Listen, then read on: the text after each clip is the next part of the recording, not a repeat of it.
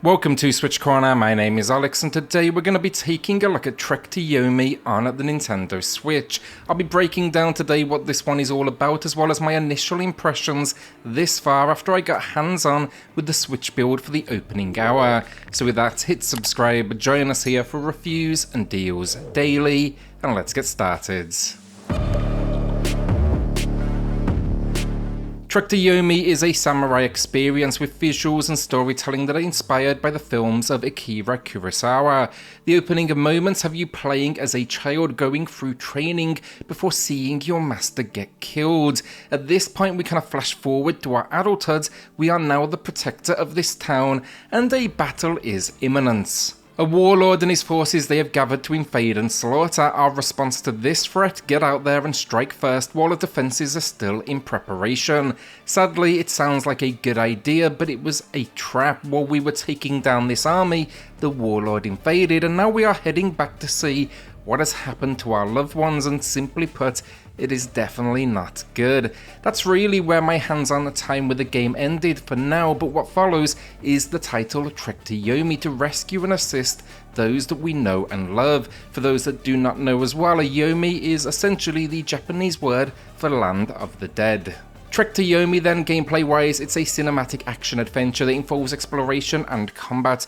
The exploration here is often free movement, so think 360 degrees, while the combat locks you to a 2D plane with enemies approaching from either side. It is a wise design decision to keep the mechanics here effective. In the opening hour though, the exploration, it kept the experience moving forward quickly, but what I didn't notice the first time around with this game was just how many secret locations it packs. Yes, there is always a linear path to its world, but often you will maybe find alternate pathways, hidden rooms, and characters that may add further context to this location. The world's definitely not empty either. There's a few other devices you need to be familiar with. You know, it's not just talking to the locals, but interacting with objects. So for example, there could be objects you want to move. These could be blocking your path, not necessarily just for the, narrative base of the game to push the linear path forward, but often they do cover hidden locations. Also, definitely look out for shrines. These will always be present in the game, but again, there are secret ones. These act as save points as well as restoring your health. Your health is the squares in the lower left of the screen. Standard attacks against you will take one square. Heavy attacks, however, they can take multiple. Alongside this then, we can also collect up items, namely the weapons, and that is a throwing option in here. This is ammo based and you will need to find them to top up that inventory. Finally, there's items that can improve your health meter as well as your stamina with permanent effect. These are hidden in this world. The game doesn't necessarily, push you towards them. This is really where, again, the secret locations come in. The more you explore, the more likely you'll have a better chance of survival. Death in this game as well will always throw you back to that last shrine, which at times was a bit of a distance, so it's probably better to invest the time at the forefront rather than die and then have to do it all over again.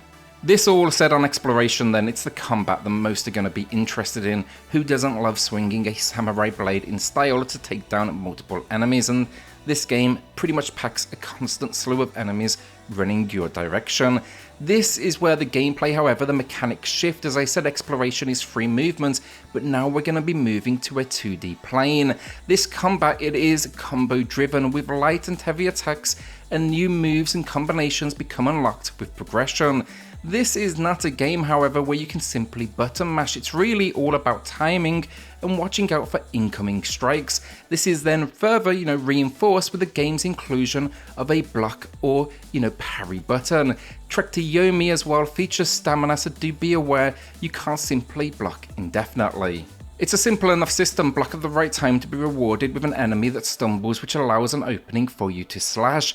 This is really easy to identify as well. The game just freezes for like a slight second just so you can press that parry. The different difficulty options though naturally provide more challenge and different lengths of opportunity to parry as a response. You can also then rotate the direction of the character left or right. You can press block if an enemy is say behind you. Our lead will naturally respond, which is a great mechanic. I'm so happy to see that in there.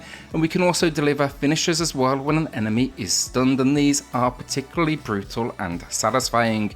So yeah, on this note then, I've played up that first hour, so I just really wanted to show you how the gameplay is looking and what you can expect from the Nintendo build. But I will add here, I covered this on Xbox Corner when it originally released, and it is great to see Devolver continue to support Nintendo. So outside of the exploration, the combat, everything else in this world is pretty much mostly automatic, where you're climbing, drawing your weapons, switching between exploration mode and combat mode. You're very much following the game's direction. It's also going to be getting a whole lot darker from this point onwards. You know, the gameplay will increase in challenge, enemies become more accomplished in combat, and of course we'll be visiting the title Land of the Dead, a much darker location after the slaughter of our town at the hands of this warlord.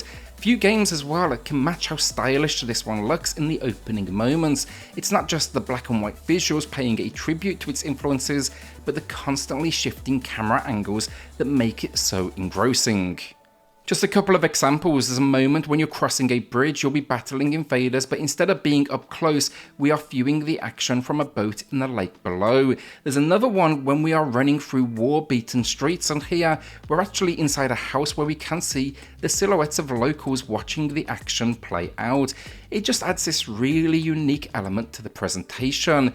Just incredibly cinematic, you know, and again, I'm only an hour into this Switch build, but it's a game that has once again impressed. It's lost none of its magic from my first run in regards to its cinematic presentation, and that's even, I've got to say, with a resolution hit down to the hardware. The game's opening beats just establish this really unique setting. There's a likeable cast and an effort to give us a backstory to let us really feel the pain with our lead that we faced in our youth, and now kind of, you know, facing what's ahead, what is our purpose. It feels legitimate as well. There's no English voice acting, it's Japanese only, as it should be. The music is appropriate to the setting, though still delivering intensity when it's needed. And then the combat, it is a simple idea that demands calculated responses and not just the button mashing.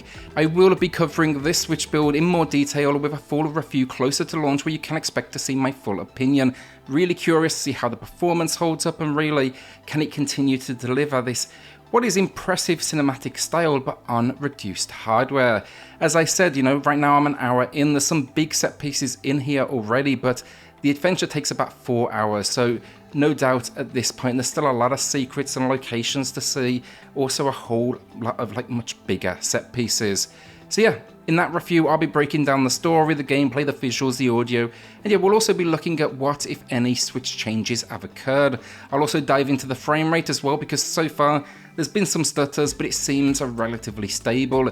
If you do want to see my opinion on the game generally though, you can check out my full Xbox review from Xbox Corner in the pinned comment. So yeah, I'm curious, who is excited for Trek to Yomi? What do you think of this initial Switch footage? And does that resolution drop impact the game's overall old school appearance and delivery? With that then, hit subscribe, join us here for reviews and deals daily, and I'll see you all on the next video. Thanks everyone.